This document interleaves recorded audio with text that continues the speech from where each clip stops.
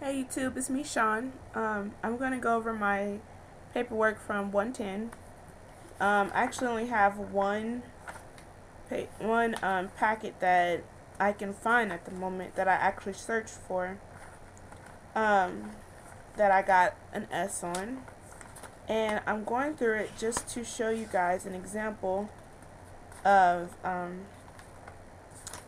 a care plan. Okay,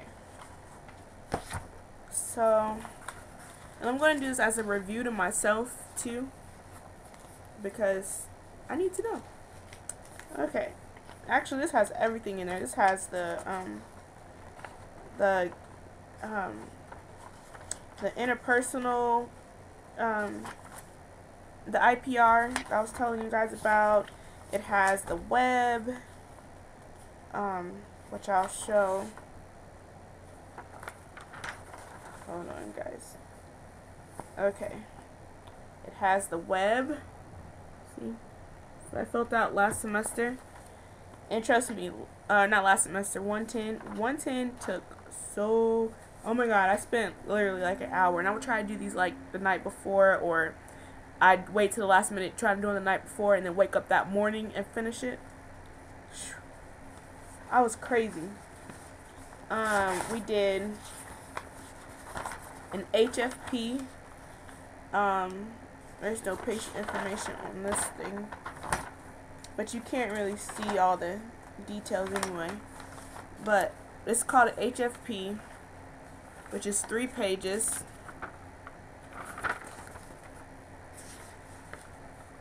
So it's the HFP I did.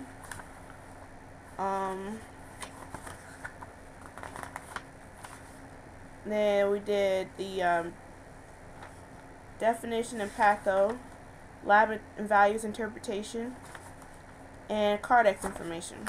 So, okay. This is when we were in long-term care and orthopedic floor, on the orthopedic floor. And some people were on different floors, but I was on orthopedic. But this was for the nursing home. So my assessment data, I did skin. Oh, okay, I get it now. Okay, great. I know what I'm going to do now. Okay, so based off the web, you pick what was your, like on this web. Let's see. You put all your assessment data in here. That everything that was wrong, and then the boxes to the side on this web, we put all the nursing diagnosis. So you put all the total possible nursing diagnosis for each box. So like some I came up with were relocation stress syndrome related to inadequate preparation, transfer,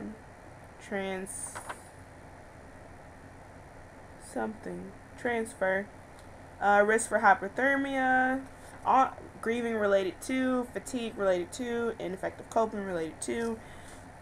So those were all my, not all, but those were some of my nursing diagnoses. So for my care plan, I did skin breakdown. I did risk for skin breakdown related to limited mobility. I put my assessment data. For your assessment data, you can put like, there are reddened areas. You can put there was open areas. You can put,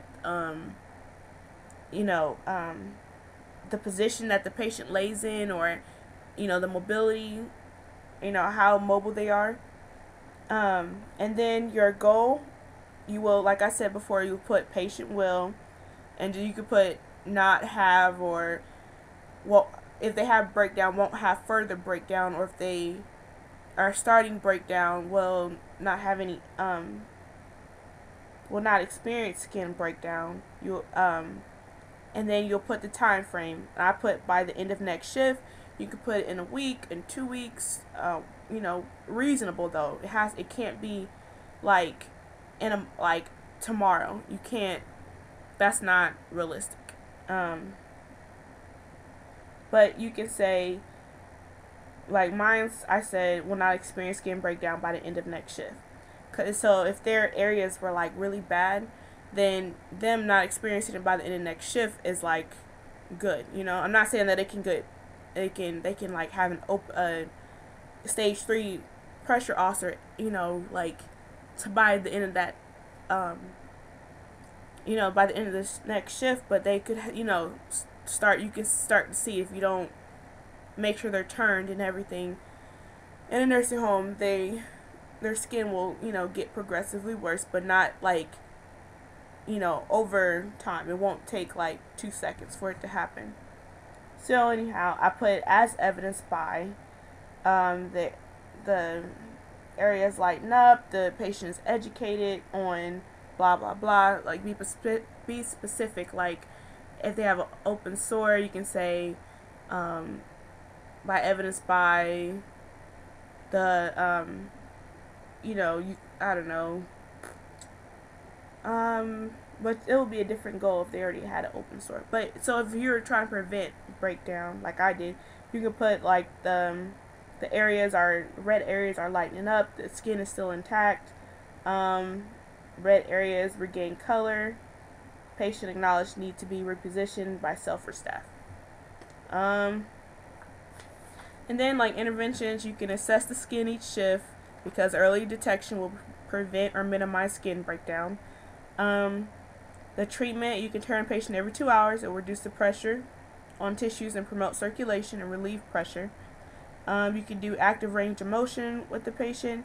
And a lot of these interventions can be found in, I have a Sparks and something else, nursing diagnosis book that are approved. You can get that from there. And you can also come up with some of your own, but you have to make sure there are interventions that you can do as a nurse and that will help with the issue. So you don't have to use the ones from a diagnosis book, nursing diagnosis book. You can keep your patient's skin clean and dry. You can monitor nutritional intake, which is an assessment and kind of like it could be an assessment or a treatment. It could be an assessment, and also you can refer to the dietitian for optimal nutrition. You can educate your patient about repositioning self. And then you will go back in and evaluate your care plan, which I put goal not met because I wasn't able to reassess my patient. And you'll put the evidence that the goal was not met. And then I put plan of care continued. That's it. So this part actually isn't that bad. What takes forever is the web, but the web helps you do this part. Like it makes it easier. So, but yeah. And you have to come up with a lot of interventions. Like we had to have 1, 2, 3, 4, 5, 6. I had 6 interventions. Before, when we first started out, I would put like 3 interventions or something. But you have to come up with all possible interventions. So that's a ideal care plan for skin breakdown. So yeah, and that'll be all. So that's my video on care map or care plan, and I will keep you guys updated on how OB goes, and I'll let you guys know how OB goes and how everything's coming along with psych. I'll let you guys know like the things I have to fill out. Like I said, I don't want to get too specific. Like I won't tell like everything, but I'll let you guys know like different conditions that I've seen, and maybe I'm just like too paranoid with the whole HIPAA thing going on lately, but I really want to keep my position or spot in the program, and I don't want to like even have any slip ups or anything, which I'm pretty sure I won't, but anyways. But yeah, so I'll just keep you guys updated. I'll keep making videos, keep sharing my experience in hopes that anybody going into nursing or anybody that's in nursing that hasn't gotten as far like in OB or psych, or next semester I'll be in peds and adult care, which is aka cardiac, then you guys can have a heads up, because I got a heads up from some people, but I just got into this whole nursing blog thing, and so I, didn't know all this stuff was out there. Like in my first semester, I just found this, the YouTube and nursing videos and all that, like last semester. So, in the nursing websites that I go to, like allnurses.com, and I have a blog, but I haven't really been typing on that too much because I'm gonna be writing enough this semester. So, but yeah. Anyways, like I said, I'll keep you guys updated. Thanks for watching. Thanks for subscribing. And again, I wish everybody luck this semester. Alrighty. Talk to you guys later.